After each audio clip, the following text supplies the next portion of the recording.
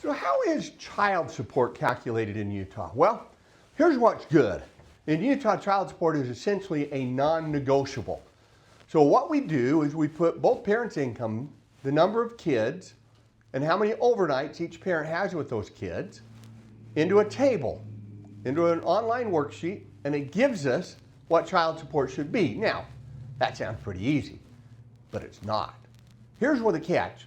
The catch often is figuring out what a parent's income is, because we include their wages from a job, income from a business, income from investments can be included in that kind of thing. You know, a lot of people are running their own business and they have a lot of write-offs. So to Uncle Sam, they don't make very much money, but for child support purposes, they may make a lot more money than they have to report to Uncle Sam. So we look at all of those kind of things, bonuses, overtime. If overtime is regular, there's a lot of factors. Other things that can go into determining what actual child support is paid is going to be daycare. You know, usually under the law, each parent is responsible for half of the out-of-pocket work or education-related daycare expenses. Another factor that can affect child support is health insurance and health care costs. The default provision in the law is each parent is responsible for 1/2 of out-of-pocket medical, dental, vision, and orthodontic expenses, including insurance premiums.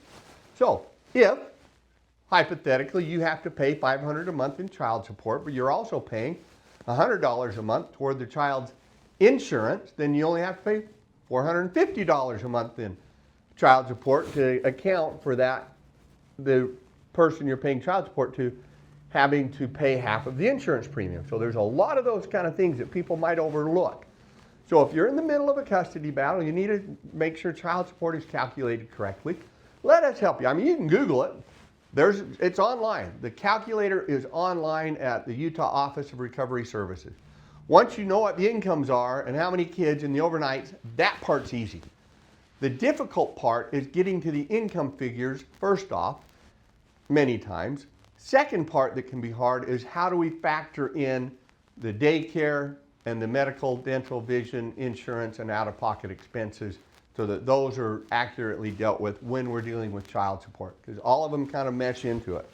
So don't go it alone. Let us help you get that child support calculation right by making sure the input is correct in what incomes actually are versus where, and those other things that many people don't think about, the daycare and the health insurance and the out-of-pocket medical costs.